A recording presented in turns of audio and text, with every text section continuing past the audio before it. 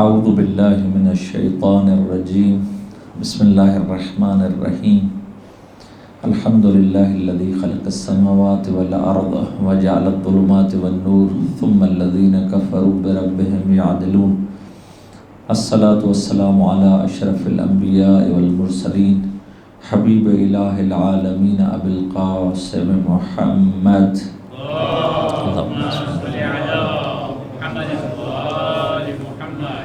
وآلہ الأطیبین الأطہرین سیما بقیت اللہ فی الأرضین روح وارواحنا العالمین لتراب مقدمہ الفدا اللہم کل ولیک الحجت ابن الحسن صلواتک علیہ وعلا آبائہ فی هذه الساعة وفی کل ساعة ولیا وحافظا وقائدا وناصرا ودلیلا وعینا حتى تسكنه أرضك طوعا وتمتعه فيها طويلا وهب لنا رأفته ورحمته ودعاءه وخيره ما ننال به سعة من رحمتك وفوزا عندك أما بعد فقد قال الله تبارك وتعالى في كلامه المجيد بسم الله الرحمن الرحيم ألم تر كيف ضرب الله مثلا كلمة طيبة كشجرة طيبة اصلها ثابت و فرعها فی السماء۔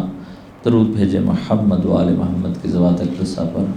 اللہم صلی علی محمد و آل محمد۔ خدا تبارک و تعالی ہم سب کا بچھایا ہوا یہ فرش عزا اپنی بارگاہ میں قبول و مقبول فرمائے۔ خدا تبارک و تعالی ہم سب کی توفیقات خیر میں اضافہ فرمائے۔ خدا تبارک و تعالی سید الشہداء کے صدقے میں ہم سب کو حقیقی عزادار حسین بننے کی توفیق عطا فرمائے، اور اللہ تبارک و تعالیٰ اس ذکر کے صدقے میں تمام مریضوں کو شفائے کاملہ و عاجلہ عطا فرمائے، خصوصاً وہ افراد جنہوں نے التماس دعا کے لیے کہا ہے۔ خدا تبارک و تعالیٰ اس ذکر کے صدقے میں اور اس مجلس کے صدقے میں ان کو شفائے کاملہ و عاجلہ عطا فرمائے۔ ایک دفعہ پھر درود پڑھیے گا محمد و آل محمد کی ذات اقدسہ پر۔ اللہم صلی علی فرجہم۔ موضوع گفتگو قیام امام حسین بزبان امام حسین علیہ السلام تھا۔ اس میں مختلف مراحل تھے اور 5 مرحلے تھے اور 4 شہر تھے۔ ان 5 مرحلوں میں سے مرحلہ اول یہ تھا کہ امام علیہ السلام نے مدینہ میں پہلا مرحلہ طے کیا کہ مرحلہ انکار بیعت تھا، اور اس کے بعد مکہ معظمہ تشریف لائے کہ جہاں مرحلہ تبیین و بیداری امت، تبیین قیام امام حسین کہ امام علیہ السلام نے اپنے قیام کو مکہ میں 4 ماہ 5 دن مکہ میں رہے، اور ان 125 دنوں کے اندر امام علیہ السلام نے مختلف ایکٹیویٹیز انجام دی، فعالیتیں انجام دی، اور اس مکہ میں بیٹھ کے مختلف شہروں سے مربوط ہوئے، جیسے کہ آپ کی خدمت میں عرض کیا کہ مدینہ کے حوالے سے کچھ اشارے کیے تھے، اور مکہ میں وہ خود موجود تھے، مکہ میں کیا کام انجام دیے وہ بھی کچھ چیزیں بیان فرمائی تھیں آپ کی خدمت میں، اور اسی طرح کوفہ والوں کے خطوط لکھنا اور امام علیہ السلام کا جواب دینا، یہ کوفہ سے ارتباط تھا امام کا۔ اور چوتھی چیز جو کل کی مجلس میں عرض ہوئی کہ اہل بصرہ کو امام علیہ السلام کا خط لکھنا، یہ بھی ایک عجیب چیز جو تاریخ میں ہمیں ملتی ہے، وہ یہ ہے کہ بصرہ ایسا شہر ہے کہ جسے امام علیہ السلام نے خود دعوت دی ہے۔ بقیہ میں کوئی شاعر ایسا نظر نہیں آتا کہ امام نے جہاں خط لکھ کے اپنے قیام کے بارے میں وہاں کے لوگوں کو دعوت دی ہو۔ کوفہ سے خط آئے، جبکہ بصرہ امام علیہ السلام نے خود خط لکھ کے وہاں کے اشراف کو اور قبائل کے رؤساء کو اور لوگوں کو ان کے ذریعے سے دعوت دی، اور اس کی وجوہات کیا تھیں وہ بھی آپ کی خدمت میں عرض ہو گئی۔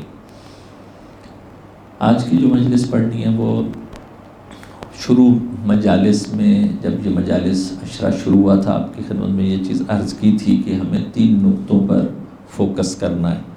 ایک، امام حسین علیہ السلام کا موقف کیا ہے، جسے ہم مین پوائنٹ ہمارا وہی ہے کہ قیام کو امام خود ایکسپلین کریں دوسرا ہمیں پوائنٹ آف ویو دیکھنا ہے کہ امت کا کیا پوائنٹ آف ویو تھا، امت کا اس پر ریئیکشن کیا تھا، یہ دوسری چیز تھی۔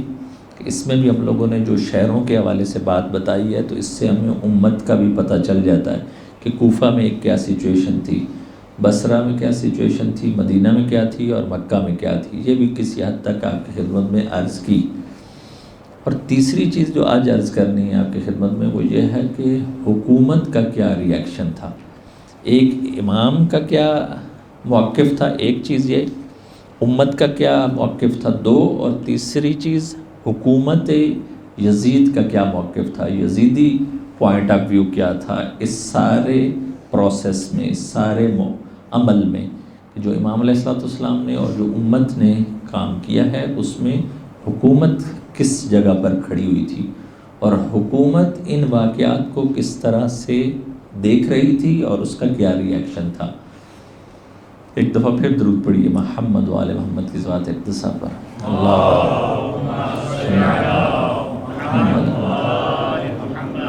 پس ہم امام علیہ السلام کے قیام کو نہیں سمجھ سکتے اس وقت تک کہ جب امام کی بات سنیں، امام کی بات سننا بھی ضروری ہے، امت کی بات سننا بھی ضروری ہے اور حکومت کی بات سننا بھی ضروری ہے، تب کسی حد تک ہم وہ پکچر جو ان چار شہروں میں یا جو امت اسلامی میں اس وقت میں تھی تب کسی حد تک اس پکچر کو دیکھ سکتے ہیں۔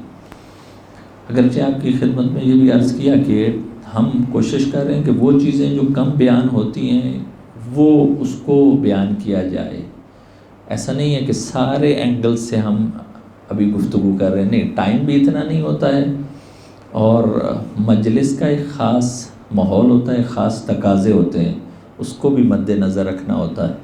تو ایسا نہیں کہ آئے انسان اور ساری ہسٹری پڑھ کے چلا جائے، نہیں، بلکہ جو نقطہ عرض کیا تھا کہ جیسے قرآن صامت کی ایک ایک آیت پر انسان رکتا ہے، قرآن ناطق کی بھی ایک ایک فرمان پر انسان رکے اور اس کو سمجھنے کی کوشش کرے۔ اسی لیے بعض جگہ رکنا پڑتا ہے، بعض جگہ مطلب کو ہضم کروانا پڑتا ہے، تب انسان آگے بڑھتا ہے۔ آج میں آپ کی خدمت میں حکومت کا موقف بیان کرنے لگا ہوں کہ جو یزیدی حکومت تھی، جو یزید تھا، جب وہ یہ سارا دیکھ رہا تھا اور جب اس تک خبریں پہنچ رہی تھیں، وہ دمشق میں تھا کہ امام علیہ السلام نے مدینہ چھوڑا ہے اور امام مکہ میں آ گئے اور مکہ سے کوفہ والے لوگ لیٹر لکھ رہے ہیں امام کو، اور مکہ میں امام علیہ السلام کعبہ معظمہ میں نماز جماعت بھی برگزار کر رہے ہیں، لوگوں سے بھی مل رہے ہیں، ڈیلیگیشن سے بھی مل رہے ہیں، اپنی بات پرسنلی بھی اور سوشلی بھی پھیلا رہے ہیں، اپنے جو قیام کے اہداف ہیں اس کو بھی لوگوں کو بتا رہے ہیں، اور پھر بصرہ بھی لیٹر لکھ رہے ہیں، وہاں کے لوگوں کو بھی دعوت دے رہے ہیں۔ آیا اس ساری بات میں حکومت خاموش رہے گی؟ آپ کا جواب ہوگا کہ قطعاً نہیں، حکومت سینسٹیو ہے پہلے ہی، وہ مدینہ میں بھی نہیں رہنے دے رہی، یزیدی مدینہ میں بھی امام علیہ السلام کو نہیں رہنے دے رہے، جب مکہ آئیں گے تو آیا حکومت چھوڑ دے گی انہیں؟ نہیں۔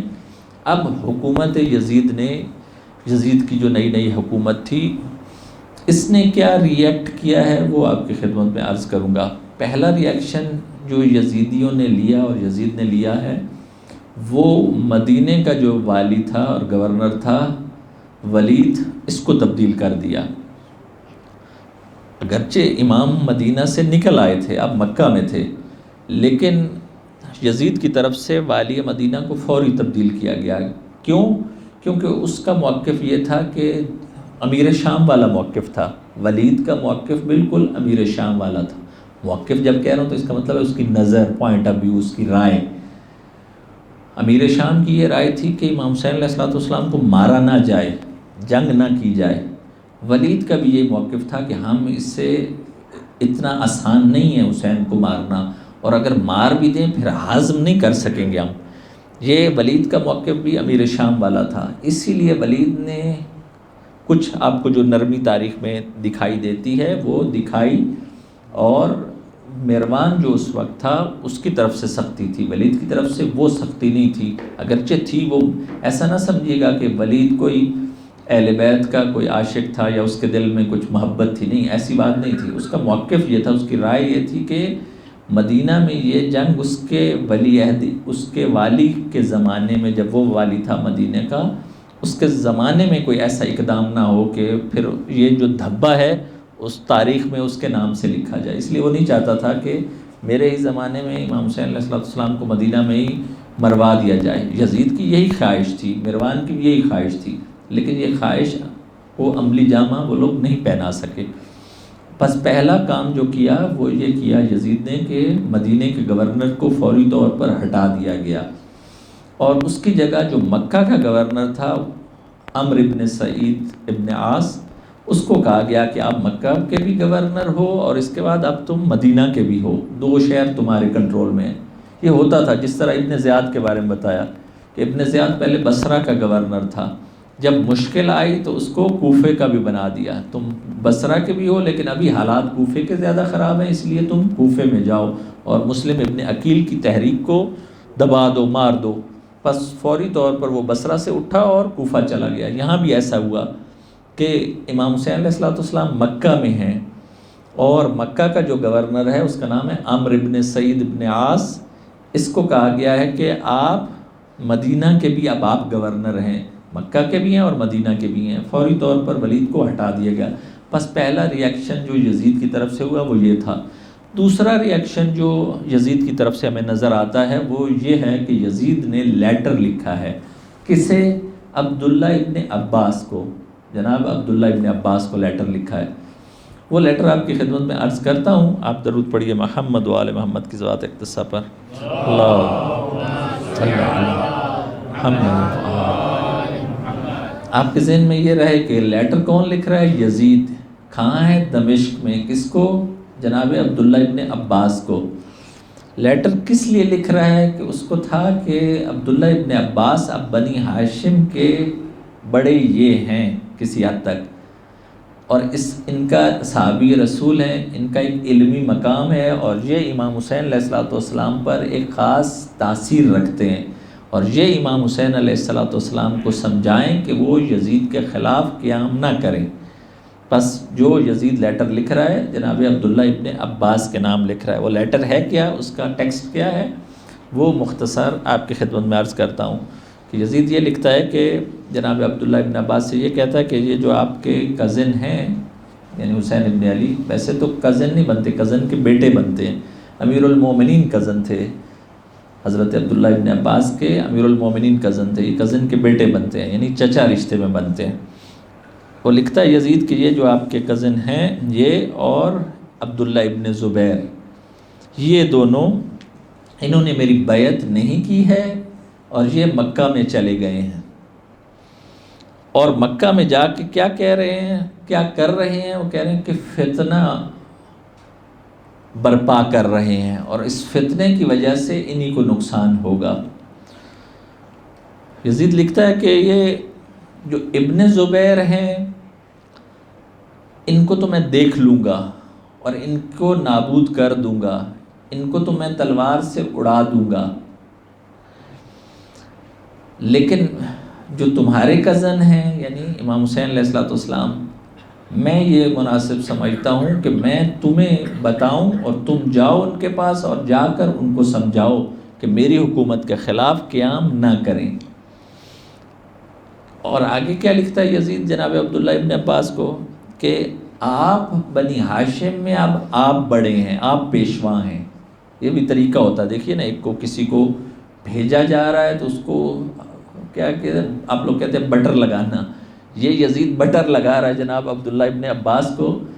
اس کو پتہ ہے کہ امام حسین علیہ السلام کی شان یقیناً جناب عبداللہ ابن عباس سے زیادہ ہے، لیکن وہ لیٹر جناب عبداللہ ابن عباس کو لکھ رہا ہے، اسی لیے ان کو بٹر لگا رہا ہے کہ آپ بنی ہاشم میں اور قریش میں آپ پیشوا ہیں، اور اس لیے میں بھی آپ کو یہ بتا رہا ہوں. اور جو میرے تک خبریں پہنچی ہیں وہ یہ ہیں کہ کوفیوں نے تمہارے کزن کو لیٹر لکھے ہیں اور انہیں لالچ دی ہے حکومت کی کہ اے حسین ابن علی تم کوفہ آ جاؤ، تمہیں ہم حکومت دیتے ہیں.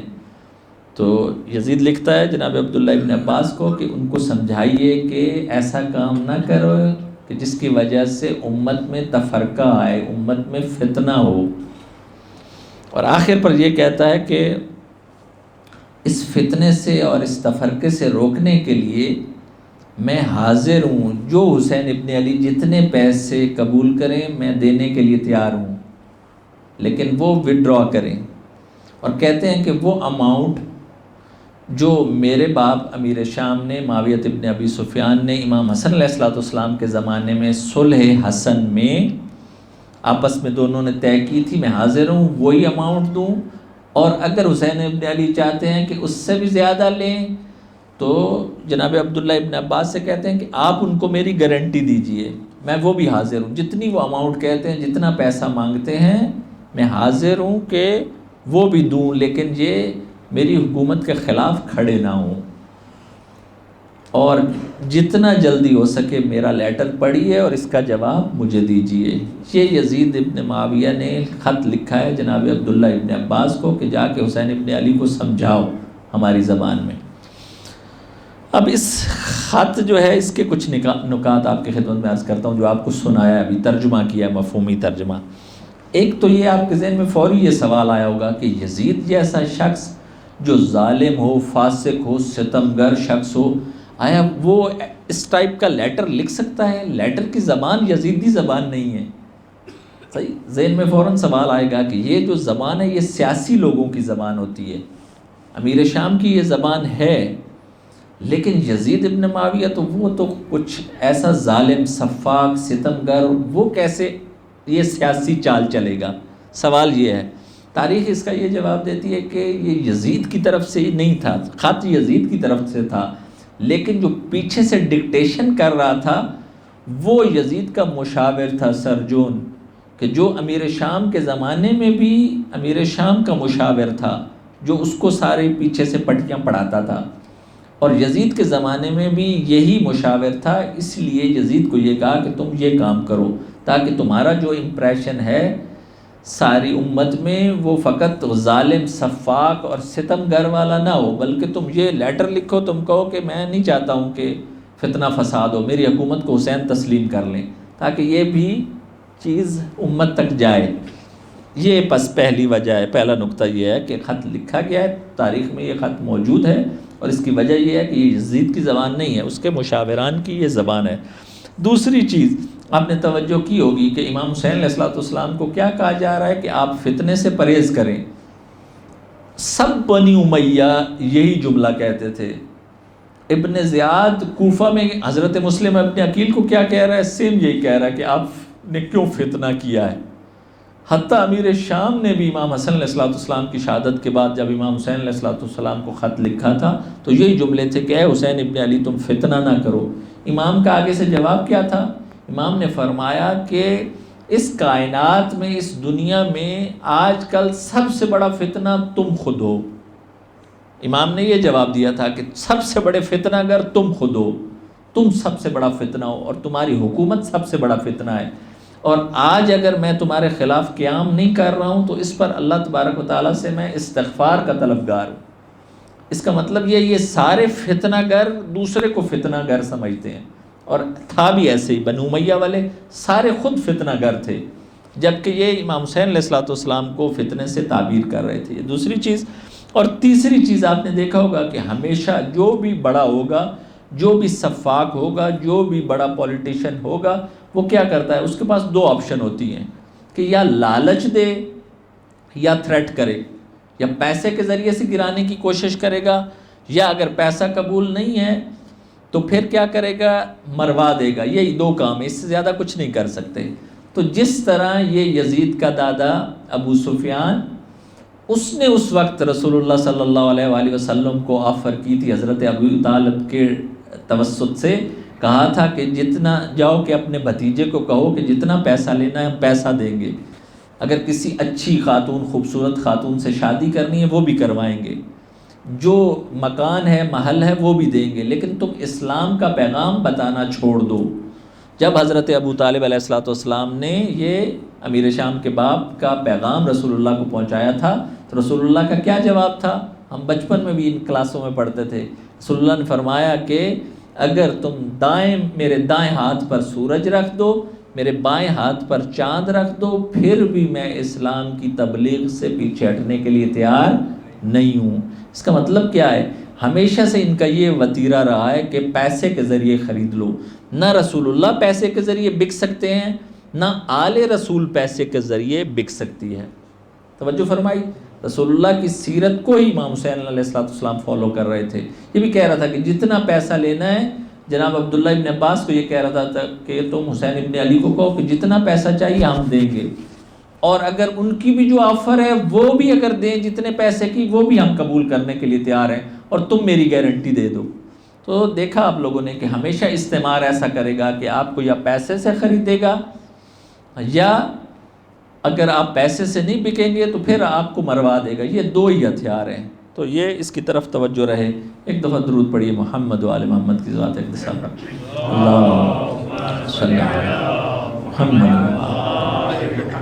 آج اور کل میں آپ کی خدمت میں کچھ تھوڑا سا ٹائم زیادہ لوں گا، آپ ذہنی طور پر تیار رہیے گا. اگرچہ میں لمبی کرنے کی عادت نہیں مجھے، لیکن تھوڑا سا آپ صبر کریے گا تاکہ ہم لوگ کو ایک حد تک اس بحث کو مکہ میں ختم کر سکیں.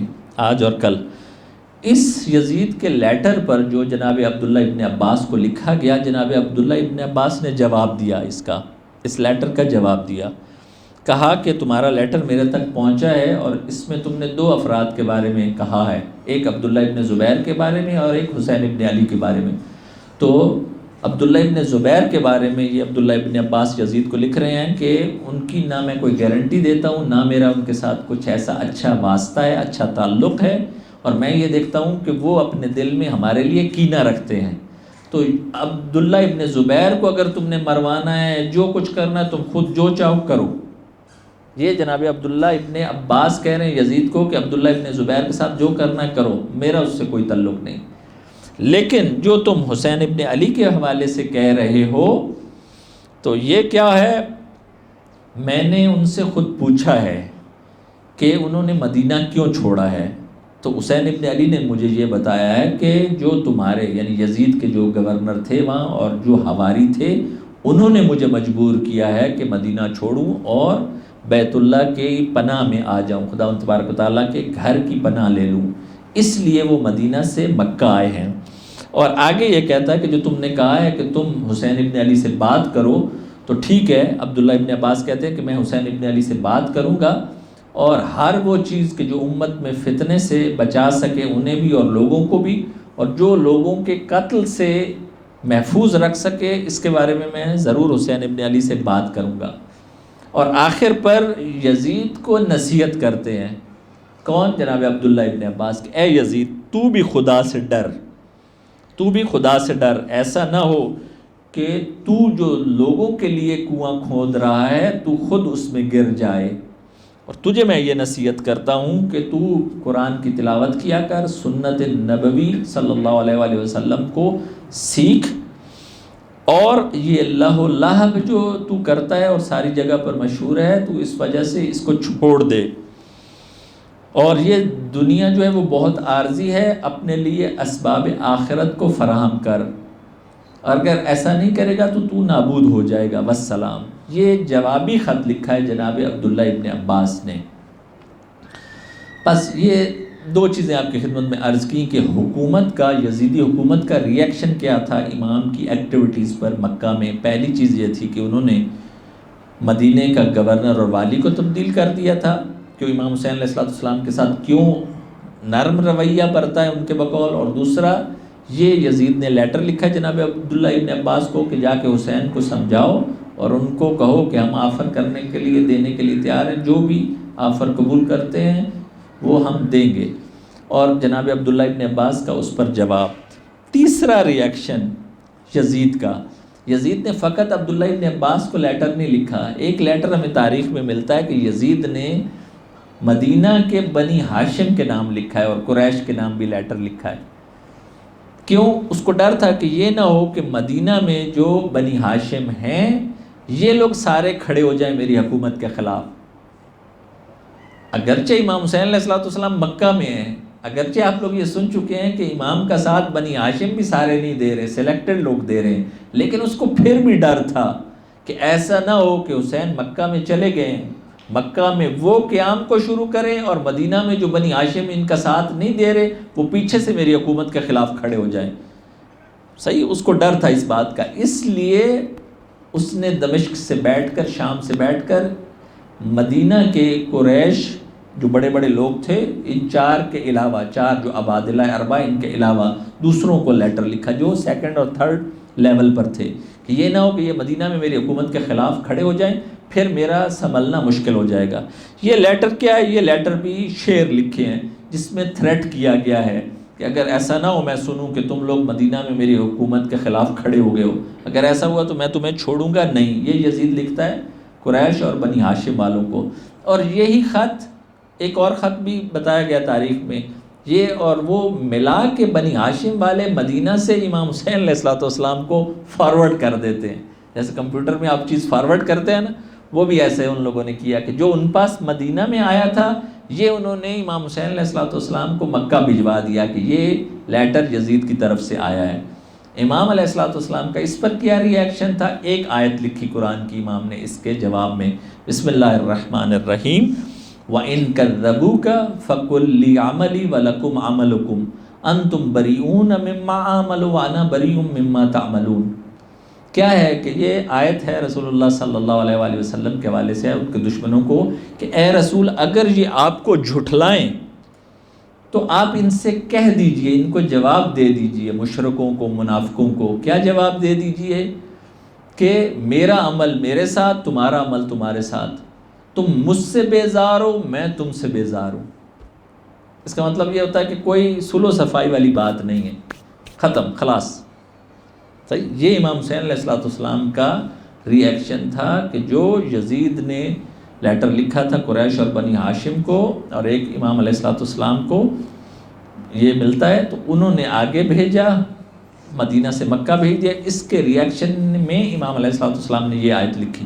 اس سے یہ پتہ چلتا ہے کہ کوئی ہمیں خط میں کہیں نہیں نظر آتا کہ السلام علیکم یزید، اس ٹائپ کی کوئی چیز، یا وعلیکم السلام، یا کچھ ایسی سلامتی کی کوئی چیز ہو، نہیں، کچھ نظر نہیں آتا۔ اس کا مطلب ہے کہ امام علیہ السلام جیسے شروع سے اپنے موقف میں سخت تھے کہ اشداء علی الکفار رحماء بینہم، کہ اپنوں کے ساتھ نرم رویہ لیکن یزیدیوں کے ساتھ ہمیشہ سخت رویہ، یہ حسینیت کی علامت ہوتی ہے، یہی محمدی علامت ہے اور یہی ابراہیمی دین ہوتا ہے کہ ہمیشہ ان کے ساتھ انسان سخت رہے۔ کیوں؟ کیونکہ یہ اتنے فاسق، فاجر، سفاک ہوتے ہیں کہ ان کی اصلاح کی گنجائش ہی نہیں ہوتی، شیطان بھی ان کی پیروی کرتا ہے۔ وہ ایک علامہ اقبال ہیں، بہت بڑے شاعر، آپ لوگوں کو معلوم ہے، ان کی ایک نظم ہے پوری، ابلیس کی مجلس شورا، ابلیس کی مجلس شورا۔ اس کا مطلب یہ ہے کہ ابلیس، آپ کو پتہ ہے کہ ابلیس بھی یہ جو اپنی ساری شیطنت پھیلاتا ہے، اس میں وہ بھی کچھ لوگوں کو بٹھاتا ہے، ان سے مشورے لیتا ہے اور ان کو مشورے دیتا ہے۔ کچھ یہ ایسے ہیں کہ جو ابلیس کو بھی مشورے دینے والے ہیں، اس لیول پر پہنچ گئے ہیں جو ابلیس کو بھی خراب کر سکتے ہیں، یعنی اتنے خناس ہیں۔ یزیدیت یہ چیز ہے، اسی لیے اس میں امام علیہ السلام کا ان سے کوئی کمپرومائز نہیں ہے۔ حسینیوں کا بھی یاد رکھیے کہ یزیدیوں کے ساتھ کوئی کمپرومائز نہیں ہے، جو کمپرومائز کرے اس میں نفاق ہے۔ یزیدیوں کے ساتھ کمپرومائز کبھی نہیں ہو سکتا، جو بھی کرے گا یہ یاد رکھیے کہ وہ ایمان میں کمزور ہے۔ صحیح، منافقوں کے ساتھ، مشرکوں کے ساتھ، کافروں کے ساتھ، ہر کے ساتھ علیحدہ علیحدہ رویہ رکھا ہے رسول اللہ صلی اللہ علیہ وآلہ وسلم نے، لیکن طاغوت کے ساتھ کوئی گنجائش نہیں۔ اشداء علی الکفار، وہ اس میں شدید تھے، ہمیں بھی شدید رہنا ہے۔ اگر ہم شدید نہیں ہیں اس کا مطلب ہے ایمان کے اس لیول پر نہیں ہے۔ ایک دفعہ درود پڑھیے محمد و آل محمد کی ذات اقدسہ پر،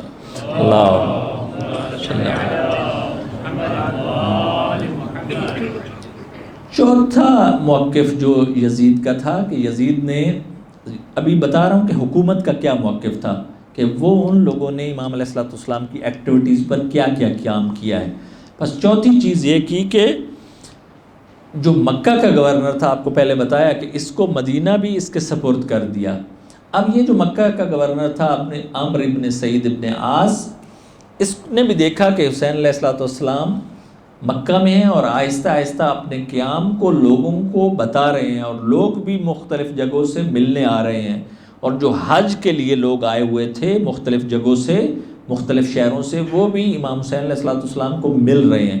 اسی لیے مکہ میں جو مقامی حکومت تھی یزید کی طرف سے، عمرو بن سعید بن عاص جو والی مکہ تھا، اس کو ڈر لگا ایسا نہ ہو کہ یہ مکہ میں بھی ہمیں الٹ دے ہماری حکومت کو، اسی لیے یہ فوراً امام حسین علیہ السلام سے ملا اور کہا کہ آپ کا کیا پروگرام ہے؟ امام علیہ السلام نے کہا کہ مدینہ سے آ گیا ہوں، اب مکہ میں ہوں، اب اللہ تبارک و تعالیٰ کے گھر میں پناہ لے چکا ہوں۔ تو وہ فوراً چپ ہو گیا، اس کے پاس کوئی جواب نہیں تھا۔ اب کوئی انسان دوسرے کو حج بیت اللہ سے، نماز بیت اللہ میں ادا کرنے سے تو نہیں روک سکتا، ٹھیک ہے۔ اس وقت بھی یہ صورتحال نہیں تھی جو آج کل جیسے آل سعود کی ہے۔ آل سعود تو ان سے بھی زیادہ ملعون ہیں، یقین کیجئے، ان سے بھی زیادہ یہ بدتر ہیں۔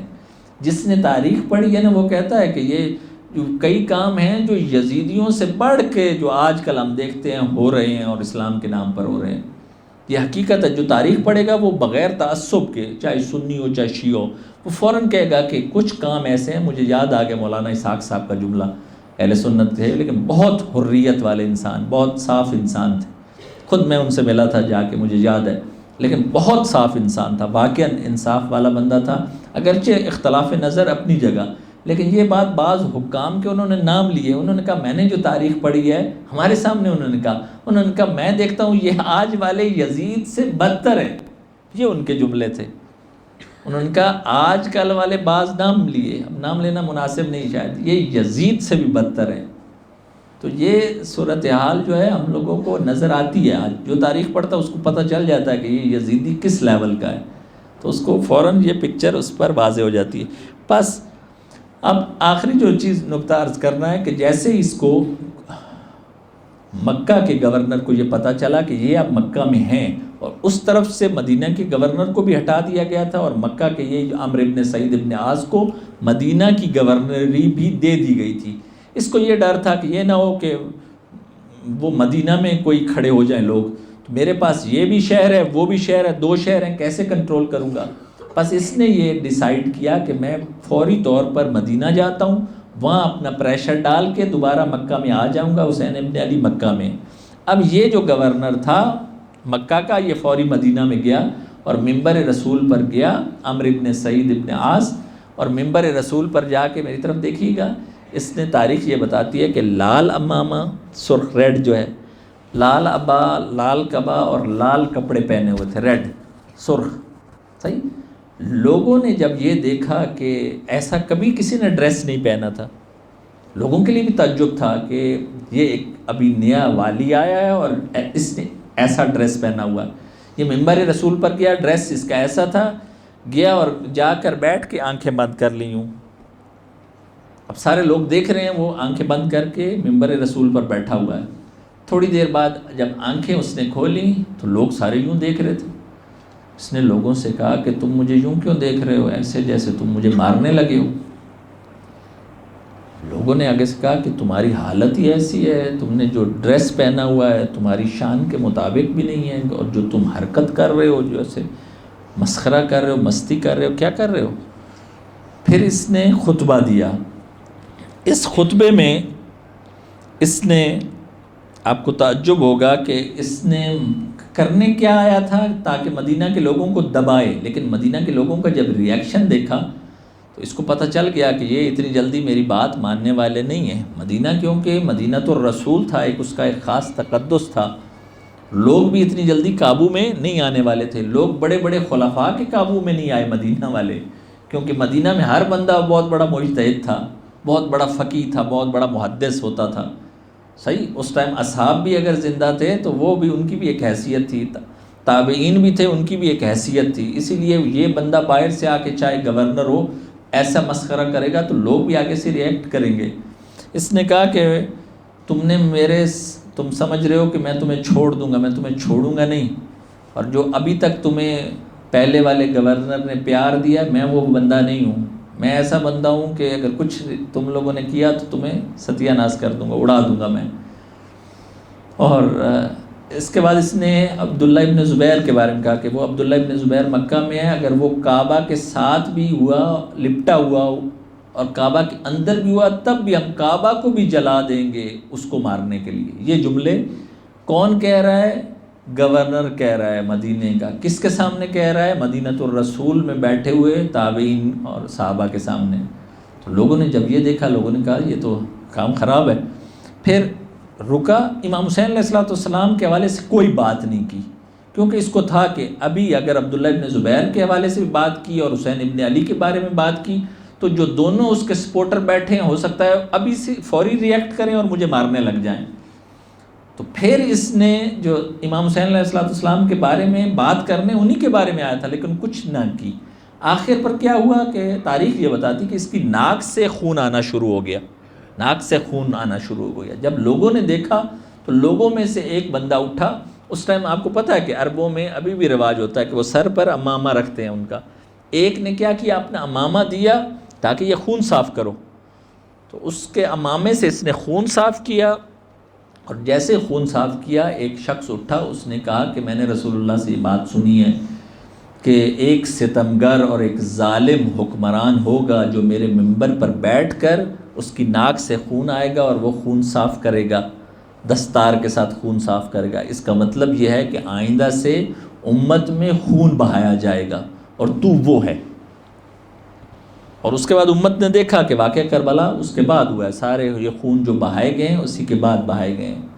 تو یہ ری ایکشن تھا پبلک کا، اور ابھی جو آپ کی خدمت میں عرض کیا کہ یہ سارا ری ایکشن تھا یزید کا، کہ یزید اور اس کی ساری جو مشینری تھی اس کی حکومت کی، وہ امام حسین علیہ السلام کو جب یہ ساری ایکٹیویٹیز ہو رہی تھیں وہ کسی طریقے سے بھی صبر نہیں کر سکتی تھی، کسی جگہ پر بھی، چاہے وہ کوفہ ہو، چاہے وہ مدینہ ہو، چاہے وہ بصرہ ہو، چاہے وہ مکہ ہو۔ اس کے بعد یزیدیوں نے ڈیسائیڈ کر لیا کہ امام علیہ السلام کو مکہ میں ہی مروا دو، مکہ میں ہی مروا دو۔ پہلے ان کی خواہش یہ تھی کہ مدینہ میں ہی ان کو دبا دیا جائے، مروا دیا جائے۔ جب امام علیہ السلام کو یہ پتہ چلا اور مدینہ چھوڑا امام نے، پھر ان کی پوری کوشش تھی کہ مکہ میں ہی ان کو مروا دیا جائے تاکہ بات قیام کی وہیں پر ختم ہو جائے۔ اب مکہ میں امام حسین علیہ السلام نے آگے کیا کیا جب ان کو پتہ چلا، مکہ چھوڑا، کیوں چھوڑا، اس کی تفصیل انشاءاللہ خداوند تبارک و تعالیٰ نے اگر توفیق دی تو بعد کی مجلس میں عرض کریں گے۔ اللہ تبارک و تعالیٰ سے دعا ہے کہ خداوند تبارک و تعالیٰ اہل بیت کے صدقے میں ہم سب کو مقصد قیام امام حسین علیہ السلام سمجھنے کی توفیق عطا فرمائے۔ صلی اللہ علیہ یا ابا عبداللہ وعلی الارواح التي حلت بفنائک علیک منی سلام اللہ ابدا ما بقیت وبقی اللیل والنہار ولا جعلہ اللہ آخر العہد منی لزیارتکم۔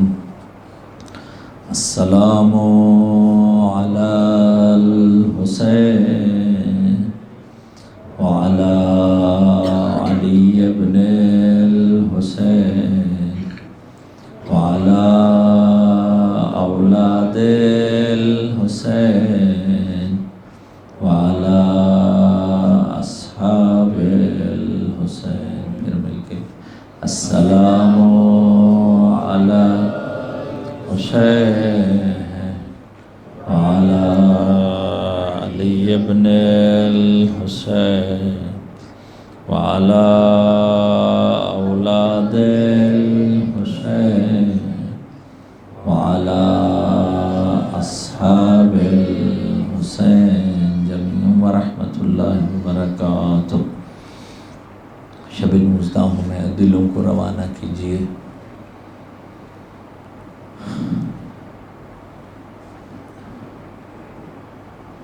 اس مقام پر کہ جب اسرا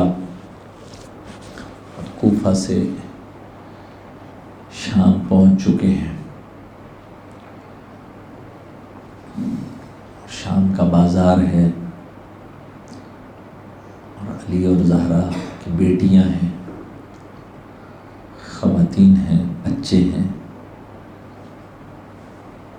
اور بیمار کربلا اس کاروان کو لیڈ کر رہے ہیں۔ شاید یہ کہنا زیادہ مناسب ہو کہ زینب کبریٰ اس کاروان کی رہنما ہے، تاکہ کہ سید سجاد کو بحفاظت مدینہ واپس لایا جا سکے اور امامت کا سلسلہ قائم و دائم رہ سکے۔ اس لیے تاریخ میں ہے کہ بچوں کو بھی یہ بات سکھائی گئی تھی کہ جب بھی کچھ مشکل ہو تو امام سجاد سے نہیں کہنی، علی کی بیٹی زینب الکبریٰ سے کہنی ہے۔ کیوں؟ کیونکہ ان یزیدیوں کو امام سجاد کے مرتبے کا اندازہ نہ ہو، انہیں نہ پتہ چلے۔ شام بہت سخت تھا، روایات میں بھی ہے کہ کاروان اسرائے کربلا کو شروع اسیری سے لے کر آخر اسیری تک جتنی مصیبتیں اور مصائب شام میں دیکھنے کو ملے اتنے کسی جگہ پر بھی یہ مصائب نہیں آئے۔ اب جب میرے اور آپ کے چوتھے امام سے یہ جملہ پوچھا گیا جو ہمیشہ کے لیے تاریخ نے بھی ثبت کر لیا اور آپ اور میرے دلوں پر بھی ہمیشہ یہ نقش ہو گیا کہ جب پوچھا گیا کہ اے امام سجاد آپ کو سب سے زیادہ تکلیفیں کس شہر میں آئیں، کس جگہ پر آئی، تو امام علیہ السلام نے 3 دفعہ بلند آواز سے کہا کہ الشام الشام الشام۔ اور ایک راوی، یہ دوسری روایت ہے کہ نعمان ابن منذر مدائنی کہتا ہے کہ میں نے امام علیہ السلام سے یہ بات سنی کہ شام میں ہمیں 7 ایسے مصائب ہم پر آئے کہ جس کا مقایسہ دوسرے مصائب کے ساتھ نہ تھا۔ وہ کیا مصائب تھے؟ اب امام سجاد ایک ایک کر کے ان مصائب کو گنوا رہے ہیں، راوی کو کہہ رہے ہیں کہ ستمگروں نے شام کے اطراف میں جب ہم شام میں داخل ہوئے تو انہوں نے ہمارے کاروان کو، انہوں نے بیویوں کو اور بچوں کو اس کے گرد محاصرہ کیا اور محاصرہ کر کے تلواروں کو باہر نکالا اور نیزوں کو بھی باہر نکال کر ہم لوگوں کو تلواروں اور نیزوں سے مارنا شروع کیا۔ عزاداروں، یہ ابتدائے مصائب تھے اور مصائب کا رخ اس وقت اپنے دوسرے مرحلے میں داخل ہوا جب انہوں نے جشن منانا شروع کیا۔ امام علیہ السلام فرماتے ہیں کہ ایک مصائب یہ تھا اور دوسرا مصائب اس وقت آیا کہ ہر بی بی کے سامنے اس کی عزیز شخصیت کا سر اقدس لایا جاتا تاکہ بیویوں کو زیادہ تکلیف ہو، تاکہ بیویاں زیادہ گیریا کریں۔ روایت میں امام یہ بتا رہے ہیں کہ میری بہن زینب و ام کلثوم کے سامنے میرے بھیا عباس اور مولا حسین کا سر اقدس بار بار لایا جاتا، اور مولا فرما رہے ہیں کہ ایک 4 سال کی بچی تھی، وہ بھی اونٹ پر بیٹھی ہوئی تھی، اس کے سامنے قاسم و علی اکبر کا سر لایا جا رہا تھا، اس کے سامنے قاسم و علی اکبر کا سر لایا جا رہا تھا۔ اور یہ سر فقط لائے نہیں جا رہے تھے بلکہ بعض اوقات یہ ہوتا تھا کہ یہ ملعون سروں سے کھیلتے تھے اور سر بعض اوقات نیزوں کی نوکوں سے زمین پر گر جاتے اور گھوڑوں کی ٹاپوں تلے روندے جاتے، گھوڑوں کی ٹاپوں تلے روندے جاتے۔ اجرکم اللہ، اجرکم اللہ۔ عزادارو، امام فرما رہے ہیں کہ تیسرا مصائب کا مرحلہ اس وقت آیا کہ جب ہم بازار شام میں داخل ہوئے، ہم نے دیکھا کہ چھتوں پر شامی عورتیں ہیں اور ہاتھوں میں پتھر ہیں اور ہاتھوں میں آگ ہے۔ جیسے ہی ہمارا کاروان بازار شام سے گزرنے لگا، وہاں کی خواتین نے اور وہاں کے لوگوں نے ہم پر پتھر اور آگ برسانا شروع کی۔ سید سجاد فرماتے ہیں کہ میرے دونوں ہاتھ بندھے ہوئے تھے۔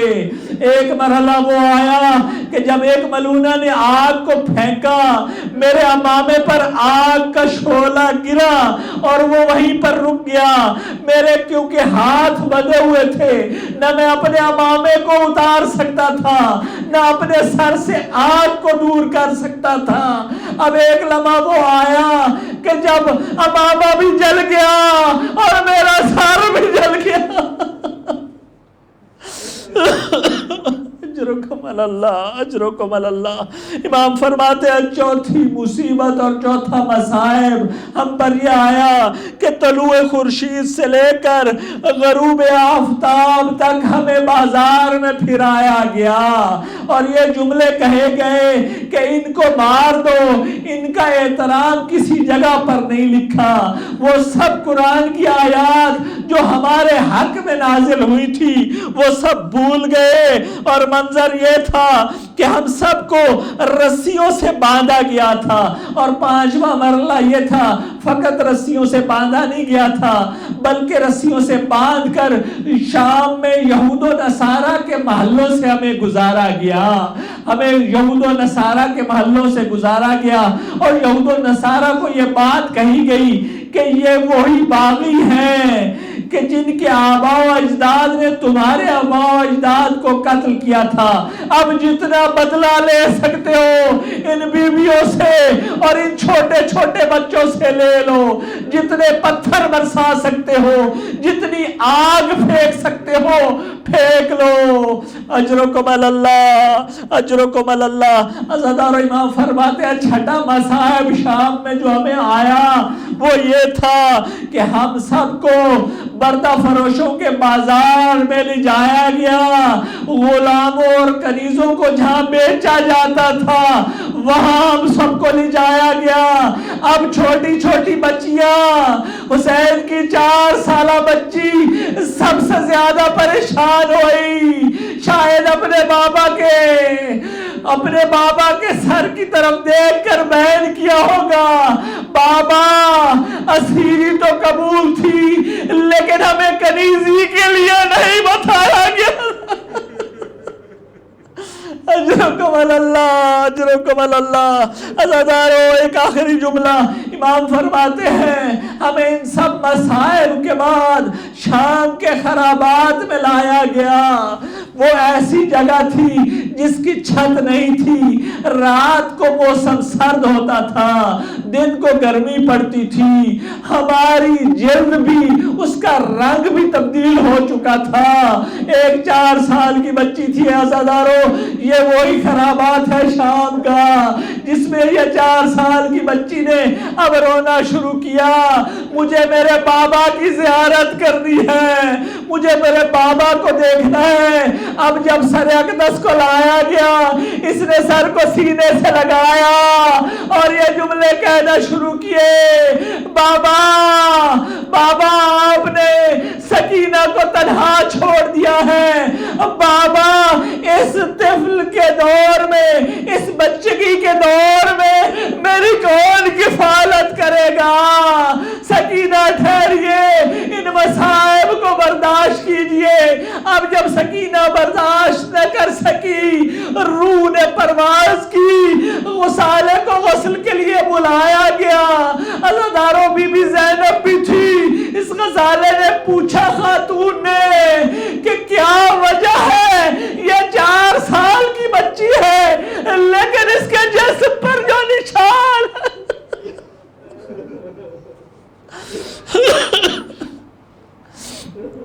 الا لعنت اللہ علی القوم الظالمین وسیعلم الذین ظلموا ای منقلب ینقلبون۔